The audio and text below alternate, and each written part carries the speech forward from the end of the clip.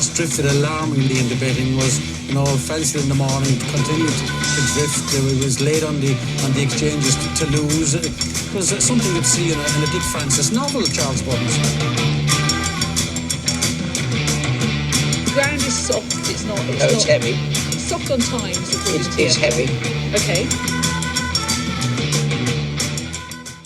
Hello and welcome. It's that time of week again. Yes, you've come round to it again. Another week's gone by. It's like Groundhog Day.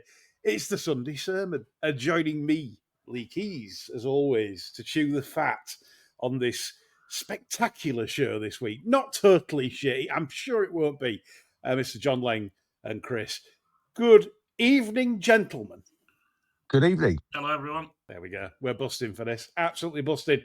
And we've got some hot topics this week. Certainly, it's been an interesting week in the racing world, and we'll come to the BHA in due course. Rather comedy organisation yet again. Before that, though, it's racing review time.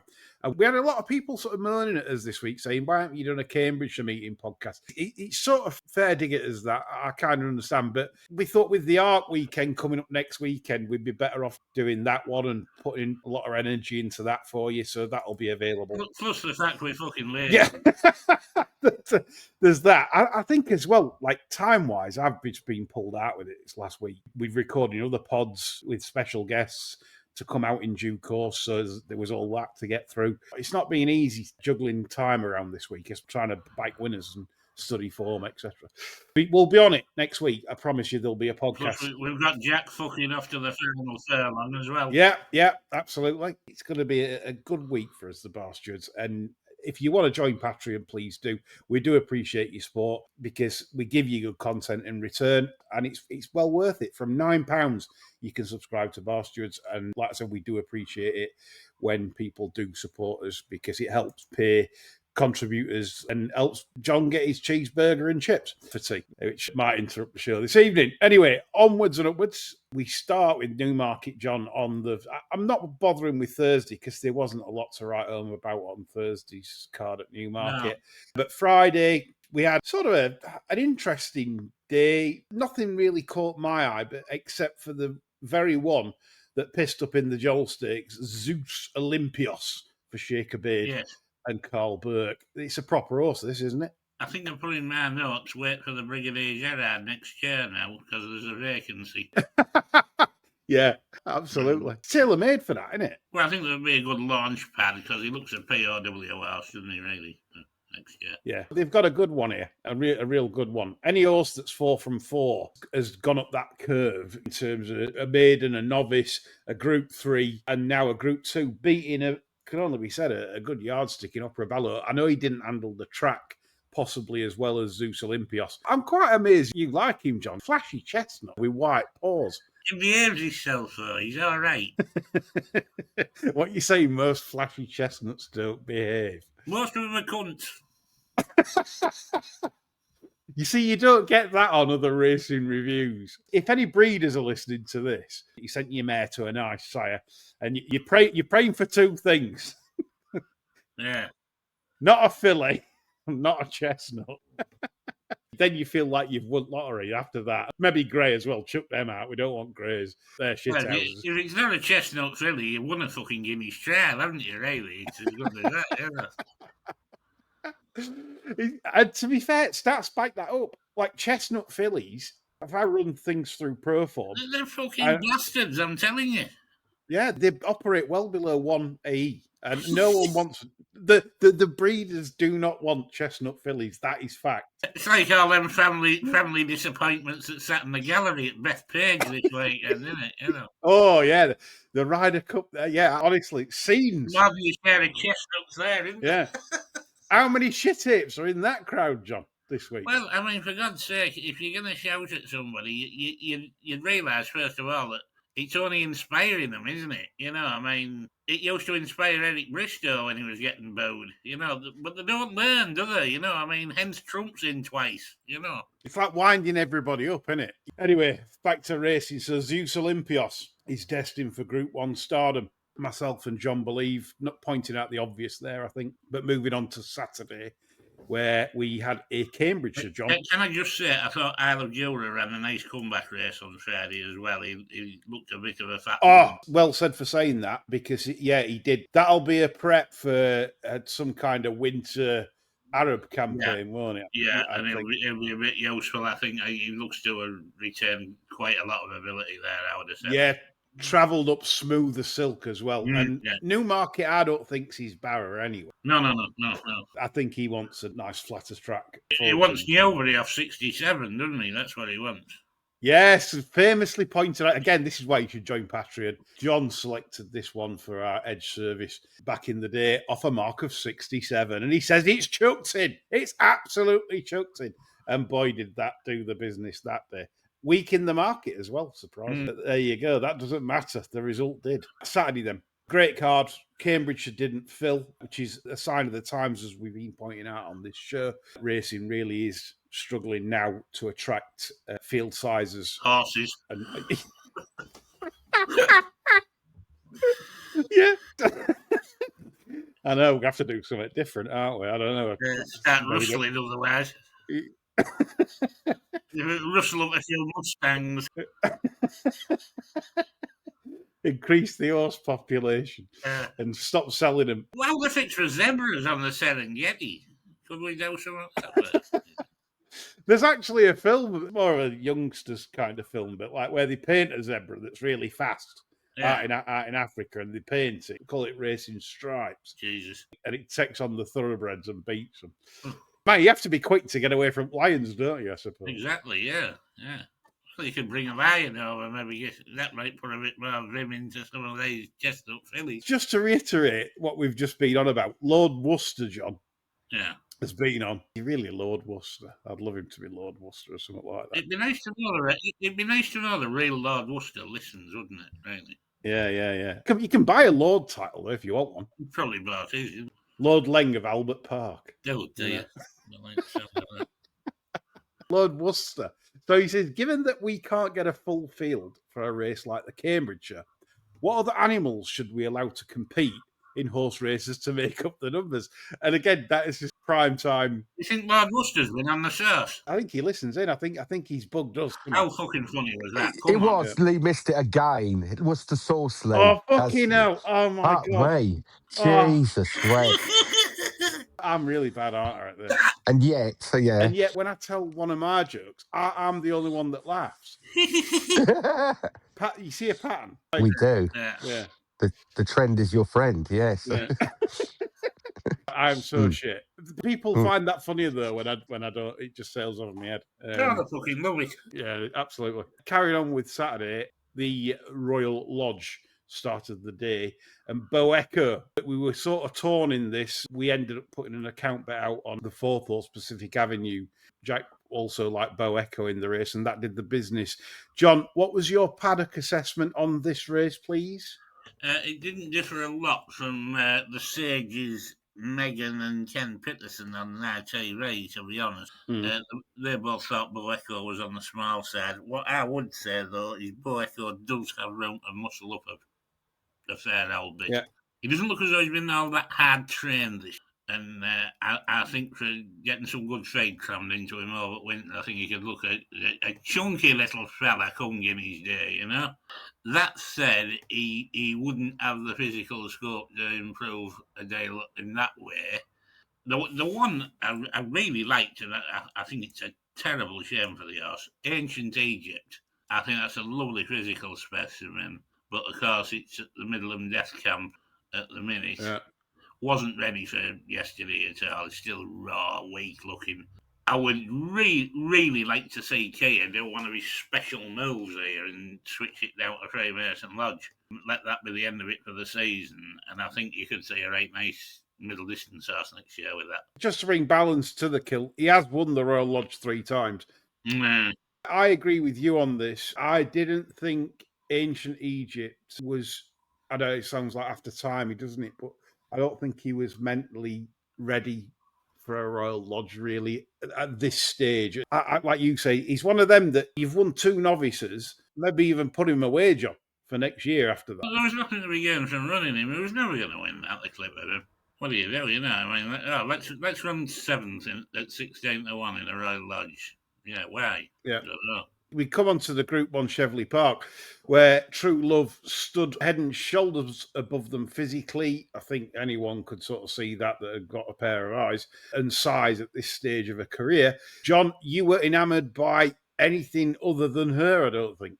No, they were a pack of rat bastards, to be honest. That did differ from what Megan and Ken were saying, of course.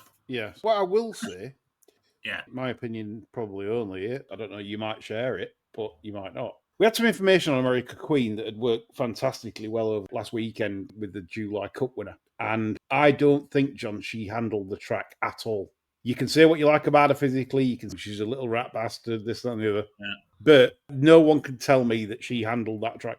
She didn't. She didn't come down the hill. No. She lost momentum up the hill. She changed her legs about 3 times. I thought she was a fair bet, to be honest, to reverse the York form. Yes, and I think she would have on a flat Yeah. track. She would have reversed that York form. I would have made that track. the excuse, actually, the stage that were on the track. I don't think she was very good on the track at all. No. So that was my view on the race. Before we come on to Middle Park, True Love, have you any classic pretensions? Is she No, not at all, because the clip of her set against the rest of them, she should have made mincemeat of them. And I just wonder, though, because, you know, after her race at the Curragh behind Power Blue, she had a bit of lameness after. And it could be one of these Aiden ones where he keeps running them half-cocked and all the rest of it, and they have 15 runs going into a Group 1 and then the piss up, you know what I mean? But she's not for me. I think there'll be something a bit classier come the day. Yeah, Middle Park, I was 2 things, my perspective. Wise approached it incredibly well to win after stumbling at the start. You thought probably if you'd backed the horse pre-race, you probably thought you'd done your money after probably 100, 200 yards. And the other take was Brussels drifting off a true line and banging into Coppell. I thought Brussels ran a fantastic race, because he was the one right up the pacemaker's ass early on. Pacemakers finished last. First and third have come from the back. Fair point, yeah. I think, again, they're just wasting Brussels. They're convinced he needs to be front rank over 6. He's got plenty of speed. You could give him a hold-up ride at 6. See a lot better performance. Yeah, maybe it was tiredness, but I didn't like him edging sideways in the closing stages. I think he had so many runs late. I think he's probably getting to the point where he's had enough. I would have reversed the third and the second. I can't believe that wasn't reversed. If Wise Approach had bombed out and that was the stewards' inquiry that they had, I would be 1-6 Coppell. Yeah, I think he'd have gone, wouldn't he? Yeah, it's if they just can't be bothered because it's second and third. But there's not a case in the world for a short head that can make for Brussels to keep second place. So again, more inconsistent stewarding, which we'll come on to in a bit, because obviously the BHA are certainly testing everyone's patience with the certain things they're introducing this week. Boiling Point won the Cambridgeshire, much to my absolute fucking... Honestly, I can't describe the feelings of this. You know, like when you just need a result. And Indalur's 54.6 on the machine, I backed it. I backed a Xinjiang. Oh, we'll come on to that in a minute.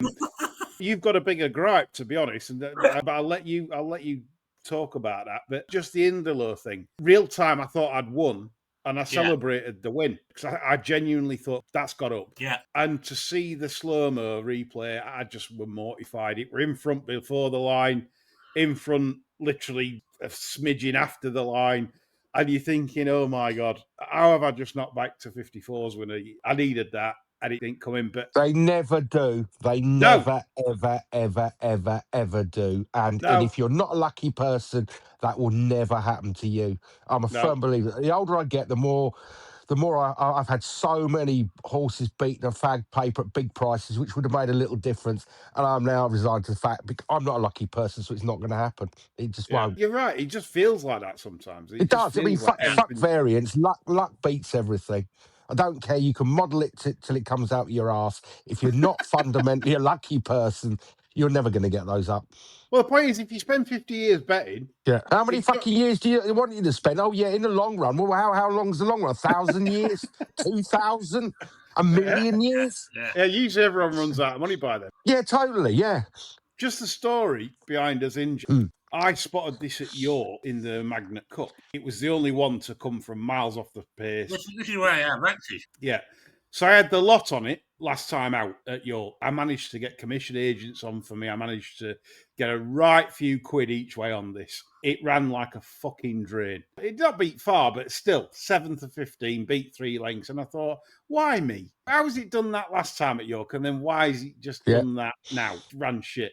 Well, it were back to its very best. Of course it was, in the Cambridgeshire. John, I'll come on to you. It was the moral Cambridgeshire winner. I'm sick of backing moral winners, but yeah, definitely the moral Cambridgeshire winner, yeah. I mean, it arseholed them this side, didn't it? About 6 lengths. Yeah. Clear of its next rival on the stand side, yeah. You get nothing for morals in this game. This is the luck thing, though. This is it. We're not lucky people. John's backed the moral Cambridgeshire winner, and I've backed the one that's got the bad nod. So this is it. You've either got it, like Chris says, you just haven't. That is fact. Tune into the bar show and sort of catalogue of misery. Yeah, exactly that. Subscribe to the Bastards for more misery. But Erzincan, again, justifies the reasoning for having the lot on last time out. Just inexplicably ran flat. It could have been a bounce. Had a year off prior to the Magnet Cup. Maybe just the old bounce factor, and that was the third run off the lay off the Yankee system for Erzincan. Right, I'm going to take some of your racing questions now for the weekend before we move on subjects. I hope you enjoyed that review.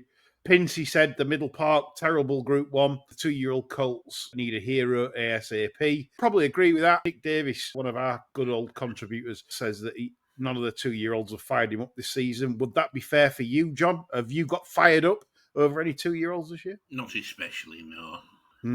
I think, Pinsey, you've got a point there, mate. It is what it is. We are crying out for a star. Racing needs it at the moment. We've had a very flat year in terms of quality 3-year-olds, Field of Gold still off the track, lame, etc. And we've had nothing kick on and become that star that we needed. The flat season has lived up to its name. Very flat, we've got to admit. So Roy McAdory's been on. He says, just looking for an opinion here, what do you guys think of Publish at this stage? Would you have him as a possible for the 2000 and his 20s on offer reasonable, bad or decent? Obviously, the Ascendant Stakes are not looking very solid. Obviously, Burr Creek following up in the Royal Lodge. And of course, Carl Burks, that finished third in the race, bolted up at Epsom this afternoon, beating a nice type of Andrew Baldings. John, do you feel that possibly Publish could be one? Potentially a nice horse, but I think he's on the weak side, and I think he might want a bit longer than Gimmies to strengthen up. I think you could say a decent horse midsummer onwards. Yeah, fair play. Bill Carson. Oh. Do you like Bill Carson? The good, the bad, and the ugly, wasn't it? Actually, yeah, I've just realised that. Again, it sails over my head. Given this week's uninspired 4.3 gazillion run at Haddock, that was the debutant, should Ammo consider a new buyer? Oh, absolutely not. He's getting rid of plenty for him. It's an interesting thing, this, because I'd love Keir to actually come out and say what his buying process is. Does Keir give the instruction to the agent, as in Alex Elliott, who does a lot of his buying, or does Keir just say, I want that one, and that's it, and Alex just buys it? We don't know. That's the thing, isn't it? Just because someone buys it, in terms of Alex Elliott, does that mean... Well, there's a committee, isn't there? There's a few of them, including Son. You're not a fan of that, I don't think. Well, no, I mean, come on. Oh, wait, man. Bill, it is what it is, isn't it? The current Forest manager that he's pally with has just sacked a really good manager in favour of Big Ange, and they've managed to, I think, lose... Well, Angela Rayner? Yeah. Yeah, all right. Okay, cool. Breaking Big news. Ange. Yeah, Big breaking Ange. news, yeah. Forest, if you're a Forest fan, are you thinking that's the right thing that he's done? Well, somebody had to look after Big Ange, didn't they, after Torrid Chase had, so... Yeah, totally. No, more power to him. Yeah, it's them green trousers, John, I think. Yeah. Big striking green Kermit trousers she wears. Anyway, Ian Mackey's been on. He said, would love to see Willie Mullins set up a satellite yard in the UK, put Patrick Mullins in charge, because that will put the fear of the god up those Masons running the BHA. I want Willie to win the 2025-26 championship more than ever now after the changes they've introduced set up to stop him. John, obviously with the Ponyross ruling about for the Triumph, etc., do you want to go into that in detail? Are they trying to stop Wicked Willie? Well, I think it's a fucking terrible role. I mean, the state of the Triumph failed the last few years. I mean, the thing on this race used to max out. Yeah. And if he hadn't run, I think he ran about four debutants, didn't he, this year? Yeah. Could have been a single figure triumph, fail for God's sake. I might be wrong on this because I ain't got it in front of me, but I think he had 11 runners, didn't he? He had a lot. I think it were 11. But you said Aidan ruins derbies by doing that. So does Willie ruin triumphs by doing that? No. No. Okay. Oh, there's 2 rule books there. Come on, man. I don't think that ruined anything last year, apart from that Pony Ross was good enough to win. No, we don't talk No, about fuck no. It's like the worst day of my life, that was. Oh, fucking hell. Oh, geez. That was a hanging job. I had the lot on fucking Endo. Yeah, hanging job that was, wasn't it? Absolutely distraught. Yeah. I couldn't speak after the race. Like one of them where you stare into a window the abyss, and you actually are staring into black, dark, void. And that's when man finds his character. Oh, fucking hell, what a lot of rubbish, isn't it? Absolute nonsense. Shit, isn't it? The Catholic Church will tell you that's good for the soul. Yeah, well, it is, isn't it? Nah, just fuck it up. Cheeseburger and chips is good for the soul, and don't listen to anybody else that says otherwise. Alan Rutter's been on. He's a accomplished work rider in Newmarket. Worked for several yards, I believe. And he says he's got a question here. He says, I think he's a bit fed up. Is Rachel the only one that rides work at Aidan's? So he's referring to Rachel Richardson. Can't remember Tim Easterby giving her these constant plugs, John. Aidan will be littered with work riders, quality ones as well. Oh, yeah, absolutely. Dean Gallagher. I'm just trying to remember a few. Is it Alan Crowe? Yeah, he definitely rides some over there. They've got some absolute quality. People know what they're doing, yeah. Alan, it's actually a fair point. Why is Aidan plugging Rachel all the time? Oh, God knows. Maybe he likes Rachel better than the others. It's quite possible, isn't it? And in fact, I would suggest that's the answer. Yes. Apparently, Rachel rides everything. Horses, I mean. Of course. What else could you possibly mean? Bizarre. I think that's suitably answered. Thank you for the question, Al. Jason Ayres has been on.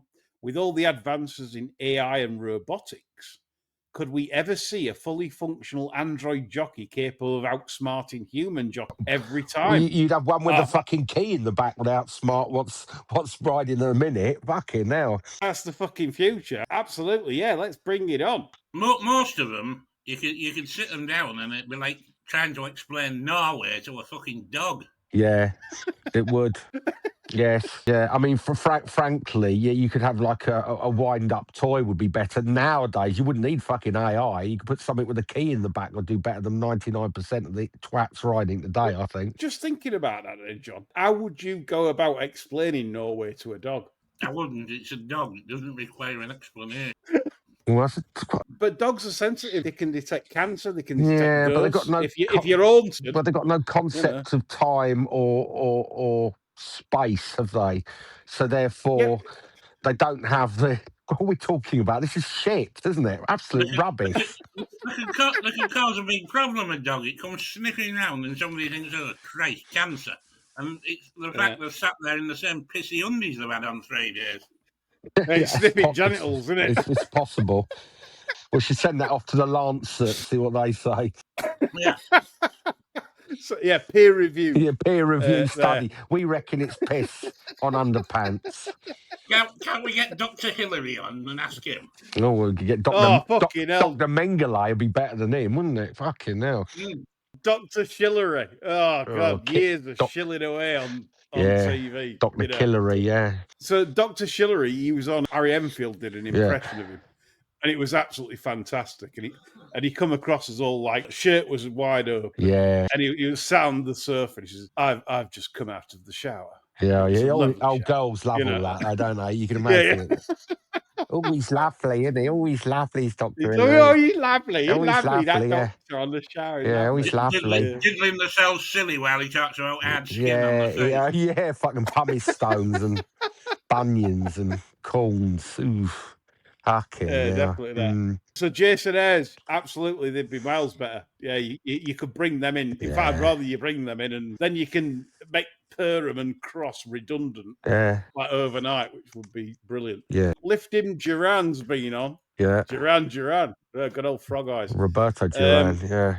Oh, it could be Roberto Duran. Could be. Manos de Piedras. Hands of stone, yeah. Stone. No mass. Have you ever considered starting a Barsters listeners racing syndicate? No. And not totally shit syndicate. Yes. Well, yes, we have, haven't we? We have. We have considered it. Yeah. The point is, because we're so fucking honest, Yeah. we cannot see it being a profitable venture. I wouldn't want to rinse people of their cash like in this climate. It's one of them. If I felt there was an opportunity, there has been the odd one or two recently, I'd probably go for it, but it's just not the right climate at the moment for racing. The problem is, you see, you know, if you buy a horse and you say to people, we're going to buy this horse for a touch. The only way you can preserve the price for syndicate members is to tell them nothing until the day. And that's just not sustainable because people naturally want to get updated. They want to know what the jockey said, what the trainer said. And you end up either lying to people or letting slip. And then when the price goes, people guess, oh, today's the day. And overnight, you're 20 to 1 down to 8 to 1. And it's all ruined because people won't, and quite rightly so, won't pay money blindly and hear nothing for 6 months. That's the only way to do it, though. We talk about like buying bloodstock and stuff. Horse watchers, the Dixons, they've like built up syndicates. Nick Bradley Racing, they've built up syndicates, and they've got a lot of happy people that are in them, and fair play. Yeah. But my point is, we run tipping services for people to make money. Yeah. We don't run things for people to do their money in. And the point is, whilst you might enjoy your racing and watching your horse progress or whatever, do whatever, it's a very unprofitable sport for an owner. Why would I promote something where I'm just constantly asking you for money or saying, well, we've got 6 months off with this and, well, we'll have to give him time and these people, and then you still got to pay your direct debit for another 6 months. I'd only be comfortable if everyone came forward to me really and said, this is what I want. I want to be, and I'm happy to be kept in the dark for as long as possible. Yeah, because that's the only way to do it. And I've been in lots of these things, and ultimately it always slips out. Because if you tell people nothing other than the horse is still alive and it'll be entered next week, and if it's off, we'll tell you. That's it. But it all depends on what type of project it is, because you can have a project where you can buy a horse like quite cheaply, but you might think I can make this into like an horse that's worth 50 or 60k, and we've only paid 15 for it. True enough. That can happen. Yeah. I mean, we did with Scargo. Absolutely. And it depends what people have got to go into it with their eyes open. What do they want out of it? And I think they've got to be very transparent from the get-go. And I think, you say, no, this isn't the project for you. If you want a day out or this, or that you want to have to increase the value of the horse, this isn't it, or yes, this is the one. So it needs to be very clear what the mission is before anyone's invited to join. I would rather people come to me than me push it on them, because I wouldn't want to feel responsible. No. It all goes Pete Tong. Correct. Because it's a very difficult game to turn a return on investment. And even if people aren't in for a return on investment, to get some kind of joy out of it, but not do your brains. It's hard, isn't it? Because there's never any fun. Whatever people say, it's never any fun doing your money in. None at all. No. But we had a lovely day. Yeah, we had like fucking the lot on. It got beat of fag paper, but I had a nice day. Yeah, fucking hell. I had some great days out with mine in the past. Buying Scargill for 5k, selling it for 44 in 2 months. Yeah. Flipped it in 2 months, 5k into 44k.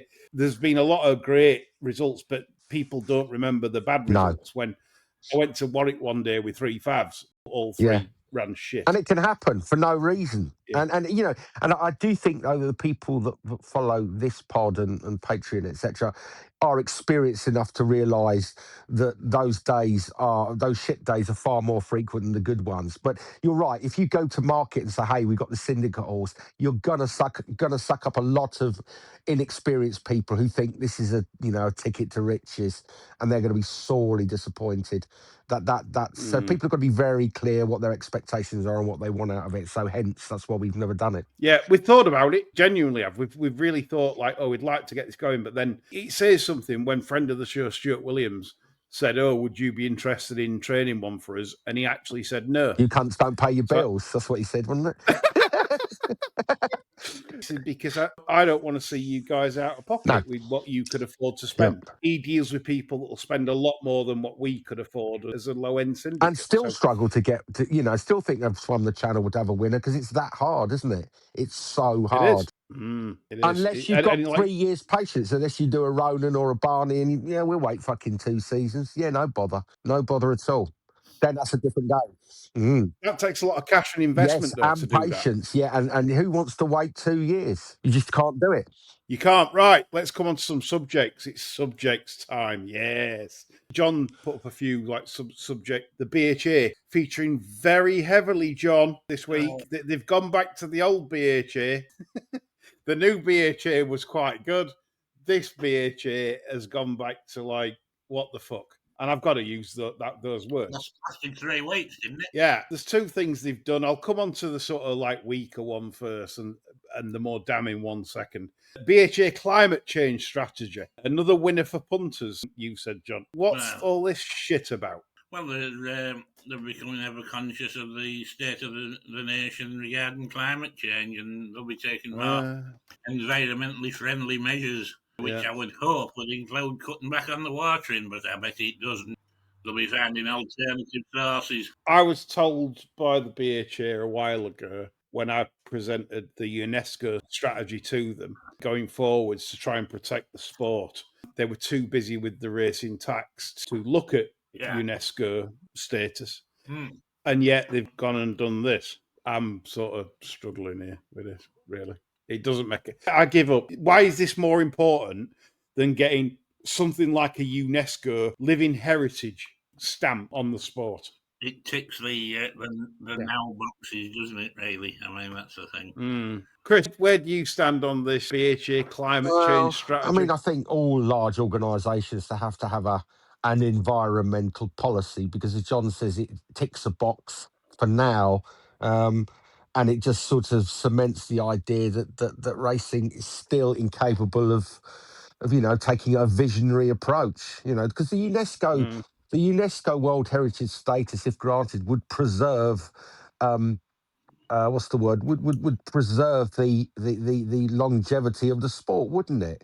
And yet they don't seem to be that interested in stuff that's that got longevity beyond 2 years. It's bizarre, but again, it's early days in Lord Allen's reign, so maybe this was a legacy issue that was going to be announced anyway. I'm sure this is a throwback to Harry. That's what I'm clumsily trying to say. Yeah, I think this might be a legacy issue. All over it, hasn't it? Really. I'm not dissing it in terms of, look, if it's going to have positive effects in terms of use of energy and things like that, whatever, great. But is this the priority? Like your in tray of things to do. Got this to sort, that to sort, this to sort. That would be probably about, on my list, if I was at the BHA, about number 48 or something like that. You know, well down the... I'd have it just below the cleaner's Christmas card. Yes. Quite. It's like in Trading Places where the Duke brothers gave the butler $5. He did thank him in the end because they asked him to thank him. One of the Duke brothers says half of it was from me. He says, thanks, I might go to the movies by myself. It's true. Yeah. There you go. That's the BHA. But continue with the BHA. This is probably, I think, the worst decision that they have made. It's even worse than the whip. I'm going to break this down here for you, John, to comment first. So, right, this is the BHA. This is what they've come up with. They've said now that in national hunt racing, they are going to review the starts of races and deem whether horses have had a fair start in terms of participation, i.e. a non-runner if deemed not to have had a fair start. There are no actual guidelines, unlike the whip rules and number of cracks.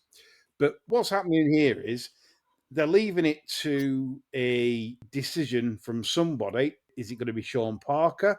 Is it going to be the stewards on course? Who's going to make this decision, whether a horse has had a fair start or not? Because this is catastrophic for betting, John. I'm horrified to reveal, because he is a friend of the show, that Paul Struthers, the PGA, was in favour of this. Well, and that is disappointing. Where have they asked experienced punters the pitfalls of this? So before I chime in with why this is disastrous, I want you to have your say, John. I agree it's disastrous. I really do. I think stewards of the day will be making the decision. Right. We know ourselves from inquiries how long these can take. Imagine the debate that's going to take place over whether one's got away with a fair start or not.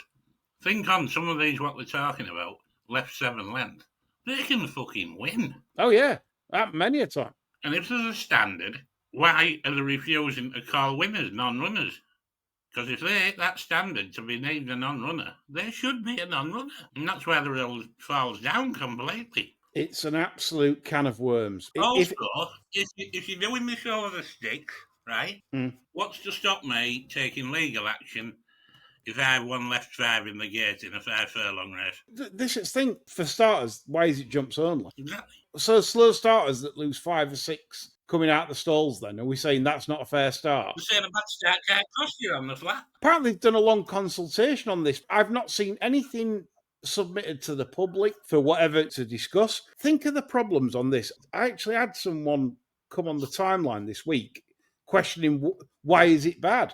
It's a good thing, isn't it? Punters that haven't had a fair start get the money back. No, that's how they're selling it to people, you know. This is terrible, right? And this is going to be terrible for on-course books. Imagine this. One straggles the start, gets left 10. If he gets left 6, is it a runner? If he gets left 10, is it a runner? If he gets left 15, is it a runner?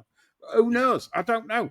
Right, but the point is, imagine this and all. 8 runners, John. Yeah. Right, you've had a big each way bet, or somebody has on track. You'd have had £50 each way.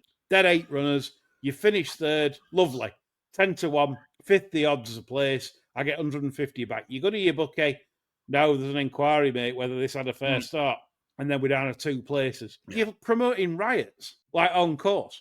Oh, This is just absolutely disastrous. And this comes in on October the 1st. This comes in this week. I mean, this is absolutely astonishing stuff. It is the worst rule I have ever seen. Because there is no person in the land, me included, I would class myself as a very experienced race reader and punter, right? And even I couldn't get it right 100% of the time what should be deemed a runner, because there'll be some cases where it's proper 50-50. Do we deem this a fair start or don't we? This is tight. Let alone these fucking clowns that are on race. Here's another side of the coin, like a jockey does his studying, right, and realises that there's 3 or 4 going to take each other on the front end. He thinks, I don't want to bar at this. So he lets them jump and go. He watches them cut each other's throat. He edges into the race. He's a non-runner. Yep. He's done that wrong. It's the most incredible thing I have seen the BHA ever do. The whip rule was controversial. It has some people on the side of it. It has some people against. I cannot see one legitimate reason. And how does this affect betting in running on exchanges? Are in running players going to be taking 1.2 from the drone picks with 2 furlongs to run, but then left with a 40 pence rule 4? Exactly. The punter, you see, when you have a bet, the golden rule should always be the punter should know whether he's done his money or won money when all the horses have crossed the line in a race. Right, that should be the operating side. Not, oh, fuck me, I think I might have got each way 3rd here, got my money back. Oh, hang on, there's an inquiry. Oh, no, I've done my money. Or, you know, or the horse, I think I've done my money. Oh, no, it's now a non-runner. Go and look for my ticket. Confusion is toxic in gambling. It's difficult enough and complicated enough to manage people's expectations and emotions when it's like VAR, isn't it? Have we scored? Oh, no, we've got to go to the people in Uxbridge to decide whether it's offside or not. And that's ruined football. Yeah, that's not even betting. No. We're talking money involved. Yep. Imagine like you're inexperienced racegoers that maybe go 2 or 3 times a year to the big festivals or the big meetings. They think they've won. Oh, I've had £20 at 5 to 2. Lovely. No. The third favourite's a non-runner. You've got a 20 pence rule. What do you mean? Why? What do you mean? Why is it you not want to finish fucking third? Well, you know, no, it ran. No, it's a non-runner. And you wanted a good bet on the one in the next, but it's just nonsense. Yeah. It's clearly a rule. It's everything. It's designed by people that don't understand betting. That's it. Simple as that. This is maximum stupidity. Start Trek, they had them little ray gun thingies and Phasers, yeah. set to stun. They've like turned them up to max and just Tried like everything. outcome stupid. Yeah, it is. It's bizarre. Yeah, it's really bizarre. These people, HBF, I believe, I can only say from what I've Yes. heard because I haven't had the chance to speak to Sean No. Gervais, but I believe that the HBF weren't on board with Right. this. No. Well, Didn't we should support hope this. not. I believe. So they've got ignored. Punters haven't been consulted. Who the fuck have they been consulting? And Struthers, what the fuck are Yeah. you doing? I know Paul, he's a good guy. He's not a bad guy, but Jesus Christ. This is mental, absolutely mental for betting. You have single-handedly made an absolute mess of this. Unless there's a U-turn, I think we're fucked. Imagine this now in running. Oh, fucking hell, I've took 1.3 in running like this horse. Rule 4 time. Big Rule 4 coming. Yeah. What do you mean? In running's in running. But anyway, this is what you fucking dealing with. And I'm sorry to say, guys, it's not good enough. It really isn't. We've said our piece on that. I think we've got our points across and well, for sure. Colonel Braxton's been on. Says about Irish Cesarovic over rounds. Paddy Power 184%, Bet365 179%, Sky Bet 192%, Betfred 187%. This is, I think, a problem, a massive problem. Online books, especially now, it's a bit like Flapping Track. You used to Flapping Track. Yeah, I do remember. Yeah. 5-2. 2-1. The outsider was 5-2, wasn't it? That was always the outside. That was and that was either 1,000,000 to 1 chance, or if people started to back it, it was 1,000 on, wasn't it? It's one or the other. It's either 1,000 on or 1,000,000 to 1 against. Gross profit tax racing's given license to do it, haven't they? This is terrible for punters. This is what annoys me to fuck. As Scott say, get to fuck. Get to fuck, yeah. It annoys the life out of me because all you've got to do is employ really good people and you can bet to 30% all day long and make money. That's what winds me up. It's not fair. It's just not fair on the sport. But you've got no regulator. The regulator can't regulate shit. So this is what you're going to get. It's like shit like this. Shit, and more shit. And they care about people like responsible gambling. How can you gamble responsibly when they won't fucking lay a bet or they're trying to rip you off? There you go. That's awful. Just regulate properly. Yeah. Scott's been on. He says, at one point, are these big court bookmakers going to look inward and see how they've behaved in the last 25 years? No. Importing the £100 a second spin roulettes to the high street, targeted excluded gamblers, and laundering criminal money. And people forget about that. William Hill's laundering money through the shops. Yep. That they've made gambling seem dirty to the public, and they couldn't care if these offshore casino tax havens are taxed to oblivion. This is where we're at. Again, it's down to the last point. It is the Gambling Commission. They can sort all this out. But when you employ blue rinse and purple-haired gambling reformers entirely on your board, that's not a balanced enough board to come to sensible conclusions, is it, as to what the game needs? The next interaction from the government, Lee, will be a hike in tax, and that's all there is to it, because they just they don't understand it. All the Gambling Commission's board, I would be astonished if anyone have ever had a bet more than once a year. That's the thing. They don't. They are trying to regulate a subject that they've learnt from books. Well, the BHA have actually proved that this week, haven't they? They've proven in the terms of the non-runner thing. That's the worst decision they have ever made and will probably ever make, to be honest, in terms of punting. They don't understand, and that's sad. It's sad that people like, say, us even, it doesn't matter if it's me, they haven't approached experienced punters to say it's a non-starter. Yeah. It's a non-starter. Forget it. Just put it in the bin. No. You're barking up the wrong tree. And I say, Struthers, I'm surprised at you. Ice Cold Q. Cheltenham's PR machine to the fore this week boasted about less than 5% discount off a price of Guinness at the fairs. They're looking for feedback from racegoers. Here's mine. Fuck right off. It's September. Yes. Absolutely 100%. Yeah, exactly. We're still flat season. We've still got plenty to go this autumn. So exactly that. Fuck Cheltenham. If you want Cheltenham, go and listen to Jump's podcast. Rubbish. Nick Luck had him on this morning. Well, this is it. This is what you do. It's like shove Cheltenham. Why? Because they all make money out of it. They're all doing preview nights. Oh, yeah. Good old earner, isn't it? Good earner. Good earner. Good You earner. can never have enough money, can you? No, absolutely. No. Serious life question coming in now. Oh, dear. David Murphy, Right. digital ID, yes or no? We've got it already, haven't we? We've got government ID if you want to set up a company, pay tax. I think it's a storm in a teacup. And I think the whole digital ID debacle, I think it's a distraction. I really do. I think it's a carefully managed distraction strategy to get people focused on something that actually is inevitable anyway, and we've already got. So yeah, I don't buy into it. From what's it distracting from? Well, from a range of issues. The fact that the country's going to hell in a handcart, that you've got, uncontrolled, unfettered immigration, all of the issues that you've got people being arrested for expressing opinions online. So I think digital ID, I think it's been thrown out there to get people, to get the talking heads in the media fizzed up about something other than what the real issues are. We've already got digital ID. The government can already track us everything we do anyway. So I think having a card or a digital ID card, I don't think I think it's neither here nor there. To be honest, that's my view because it's already here. You can't do shit without digital ID anyway. You have to pay tax if you want to set up a company. You've got the government portal login. They already know everything about you. John? To me, it's a precursor for trying to go cashless, and I don't want to bear of any of it. That for me is the main point. The end goal is CBDC, which is centralized digital currency, which is they want a scenario where cash is gone, as we know, because banks don't like taking cash anymore.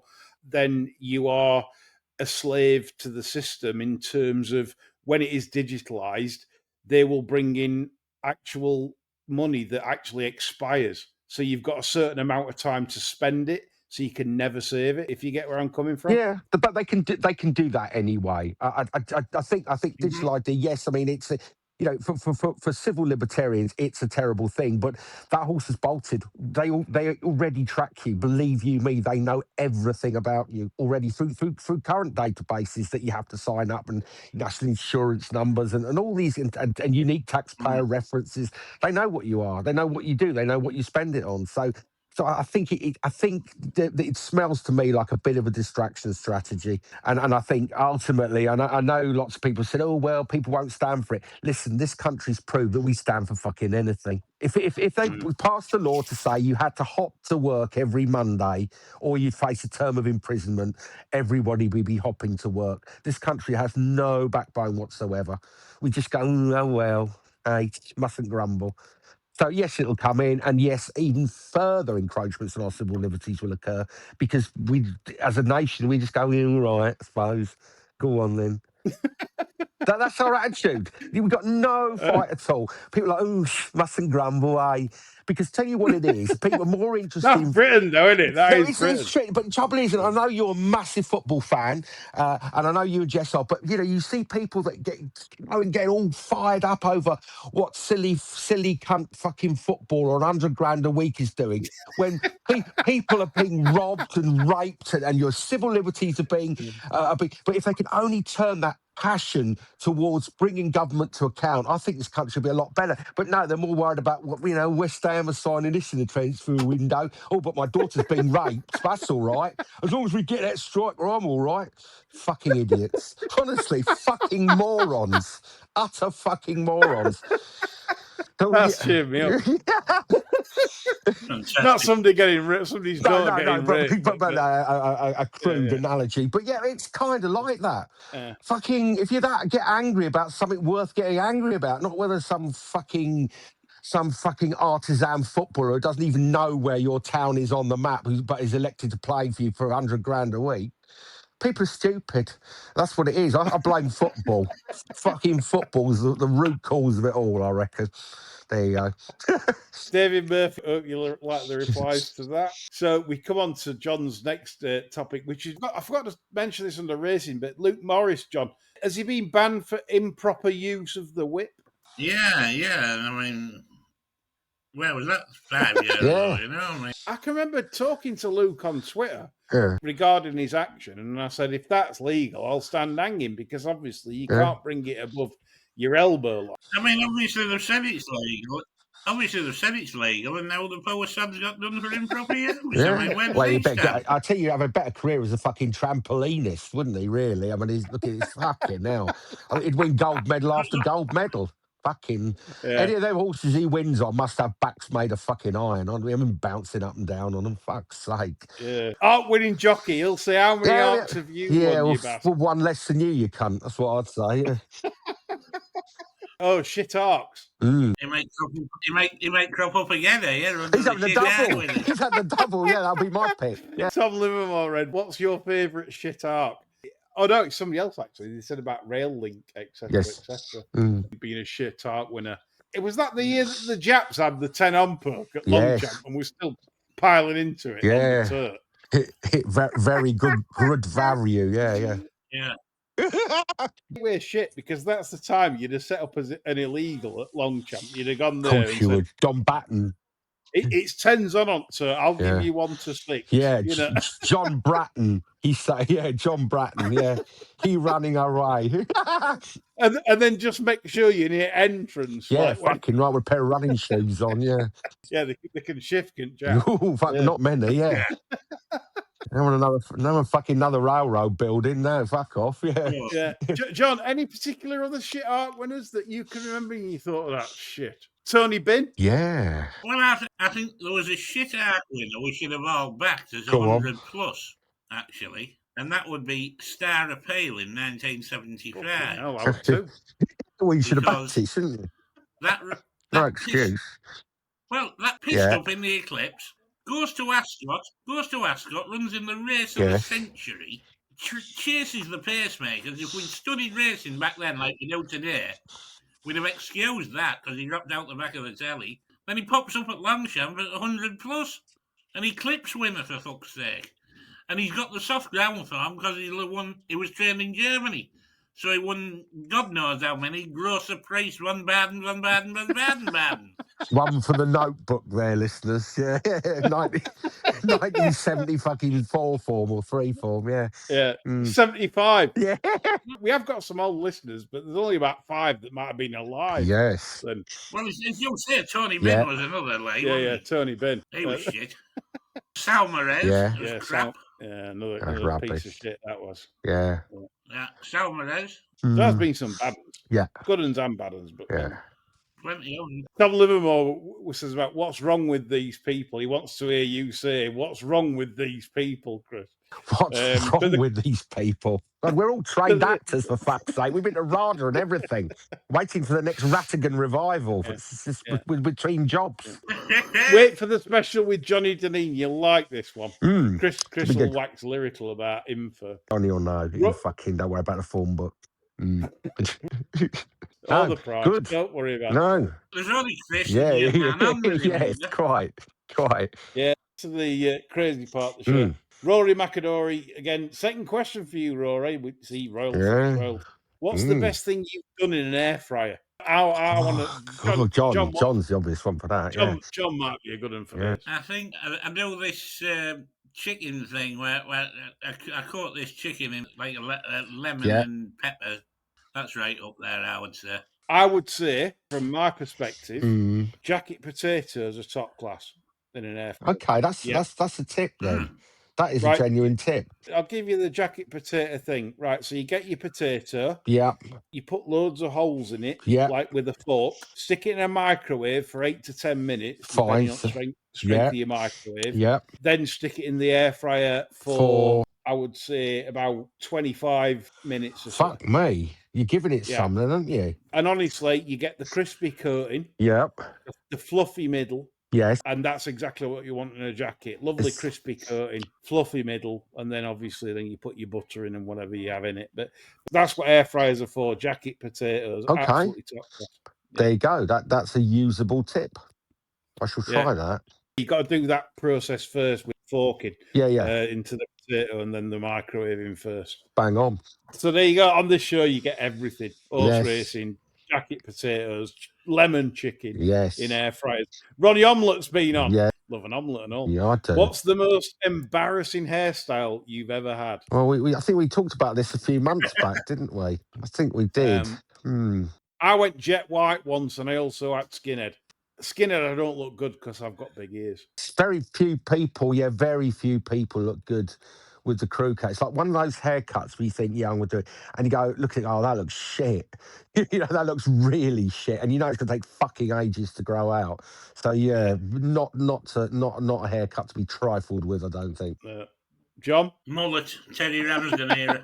Everyone had that, didn't they? I think I've had a mullet and I've had a mohawk as well. Yeah. When Beckham had the mohawk, I had one of them. I looked like Do you the remember- fucking lead singer of The Exploited rather than fucking Beckham. Do you remember in the 80s when everyone used to have the hair on top and you had the curls at the back?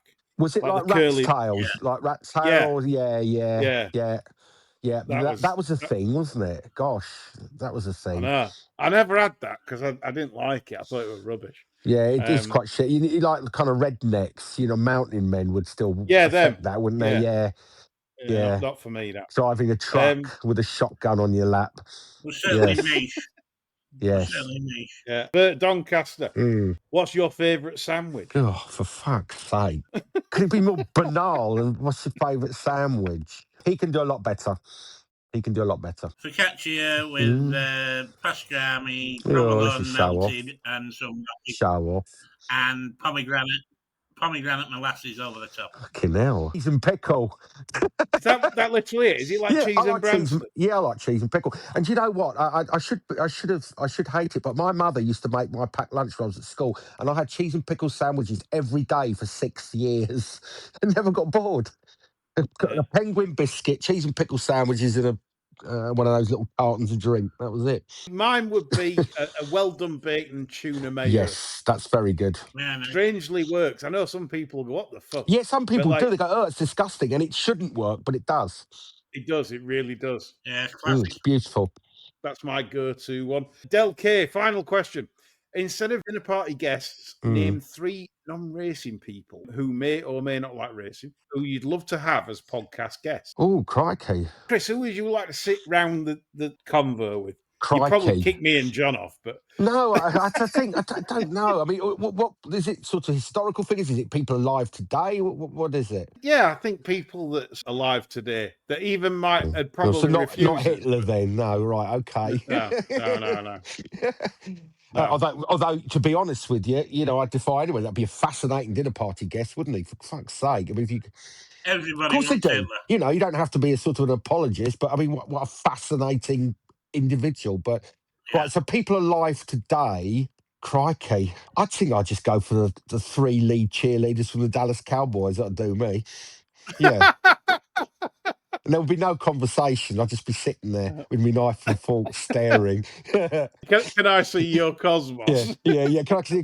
And I'd have all the condiments my side, so I'd have to lean across the table to grab them. Yeah, that's how I do. I'll be dropping things on the floor. Can you bend over and pick up that fork again, Candy? But it's the 7th time today. Yeah, that'll be it. John, I'm intrigued for your 3. Stephen Fry, Brian Cox. And Natalie Imbruglia, so I had something to do while I'd fucking poison 2 of those 3 cunts, I think. That'd be me. I'd fucking Stephen Fry would be bumming Brian Cox. Fucking what a boring cunt he is. And Brian Cox, like pretend scientist and shit rock musician. Fuck off, both of them. Hate them both. Some people will say the tone on that, though. Hey, he's here all week. Steak's lovely, and don't forget to tip your waitress. Yeah. Just to finish the show, as it's Ryder Cup week, I forgot to mention, I belly laughed last night watching a bit of the Ryder Cup. Rory McIlroy hit a ball, and it landed in between the 2 hospitality stands. All right. Like fucking miles right, way off at fairway. Yeah, no good. And this one's for Ginger Hitler here up in Borroway, because he needs to fucking listen to this. Obviously, because he did a really, really bad shot, he gets a free drop because it's not his fault. His stands are in the way of the shots. Gets a nice free drop, lovely lie, knocks it to 3 feet and knocks fucking putting. I'm saying to Ginger Hitler, I could see you on that green. You've hit it down middle. You've hit it to 8 foot. You've missed your putt. Yeah. And Rory's knocked it in for 3 from hitting it into the stands. How do you feel, Ginger? I know how you feel. You'd fucking go on for 3 or 4 holes, you would. Absolutely. And I thought of you last night, and I was laughing my tits off. Because if you play golf with him, honestly, it's fantastic. It's a great experience. It's always justice has to be done on every hole. That's the kind of player he is to play with. God. So I thought you'd enjoy that little story to finish with. I'm sure Stocko will do when he listens to it. That's all from me, John and Chris this week. Back for more shit next week. And don't forget the Art Pod. It'll be out on Friday for Patreon and Saturday for freebies. Bye for now.